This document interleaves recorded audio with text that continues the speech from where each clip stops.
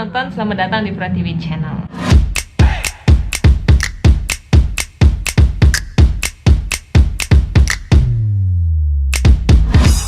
Salah satu series atau drama di tahun ini yang berhasil membuat penontonnya itu jadi gelisah nggak karuan setelah menyaksikannya dapat saya kategorikan atau dapat saya nominasikan kepada drama atau series yang berjudul Hellbound. Jadi series ini merupakan jebolan Netflix yang hanya punya 6 episode, tapi sepanjang episodenya itu cukup berhasil bikin kita itu jadi nggak tenang setelah nyaksiinnya. So di video kali ini saya akan review atau bercerita bagaimana performa atau jalannya dari series ini. 이 죄는 인간이 죄짓고자 하기 때문에 있는 겁니다. 여러분들에게 지옥의 모습을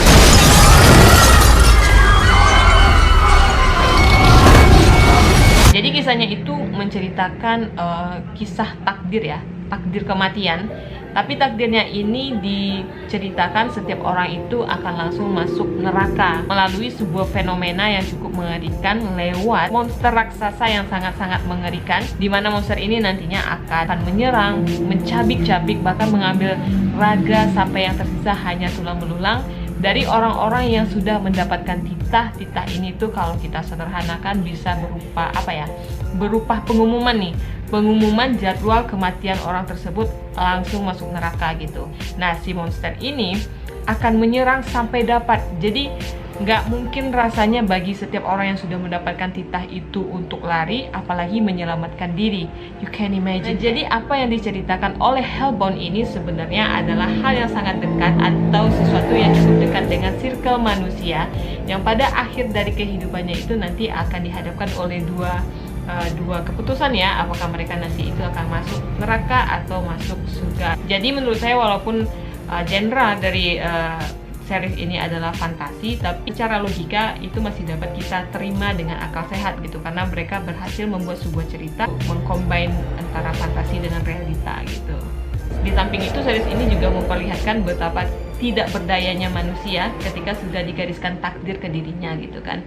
Sama nih dengan apa yang dicoba disampaikan oleh film ini. Ketika seseorang itu udah mendapatkan titah, mau lari ke ujung dunia, mau menyembunyikan diri ke dalam tanah, itu tetap bakal bisa ditemukan oleh si monster tadi gitu kan, si raksasa tadi itu. Apalagi series ini dalam pengadeganan demonstrasi atau proses eksekusi orang-orang yang akan menuju neraka ini nggak tanggung-tanggung gitu loh. Mereka itu tidak ada istilahnya itu batas wajar untuk menampilkan sesuatu yang mengerikan. Itu mereka terabas semua. Jadi ekspresi kita selama nonton itu ya kalau nggak meringis, melongo, ketakutan gitu. Saking berhasilnya ini series menyuguhkan hal-hal yang brutal gitu kan. Jadi itulah mungkin dari episode 1 sampai 6 ini series diberi rate 19 ke atas gitu. Karena bukan adegan-adegan yang gimana-gimana, cuman mereka itu di dalam pengadeganan thriller atau adegan-adegan yang berdarah-darahan itu lumayan sadis. Gak lumayan lagi, udah sadis-sadis abis gitu kan. Jadi sih setelah nonton series ini tuh kita emang dapat feel-nya gitu, kayak terasuki gitu kan. Kita jadi merenung, kita jadi udah mulai berpikir nih, wah di dalam kehidupan ini udah harus kita jangan bikin salah. Kalau bikin salah banyak dosa, segera bertobat. Efeknya sampai ke situ gitu loh. Karena di awal-awal ini series tuh memang berhasil membuat orang itu jadi sangat traumatik dengan yang namanya dosa.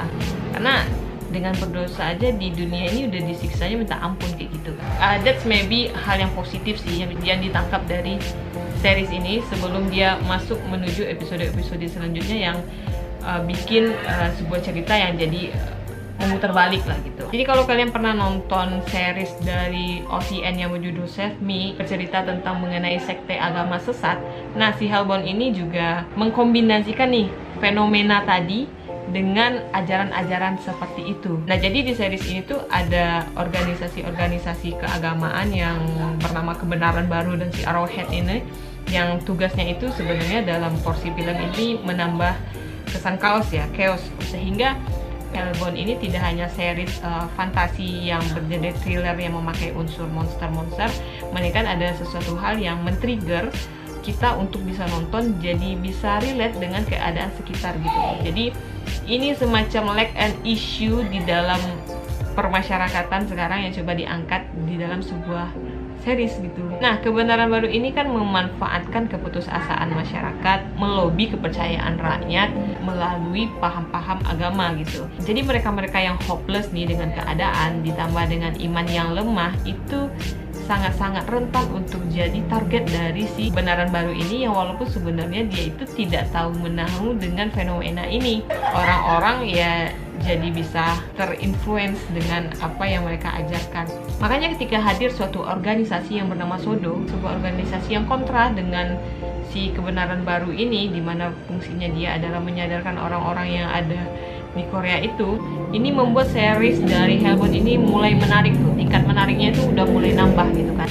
Saya tuh udah mulai optimis ini bakalan seru gitu kan. Nah, untuk teman-teman yang udah nonton pasti tahu kalau series ini tuh membagi timeline itu ke dalam dua masa. Jadi ada masa dimana mereka itu baru-baru mengalami fenomena ini, masa dimana masyarakat itu kaget, kita penonton kaget, masyarakat itu butuh jawaban atas apa yang terjadi, kita pun juga butuh.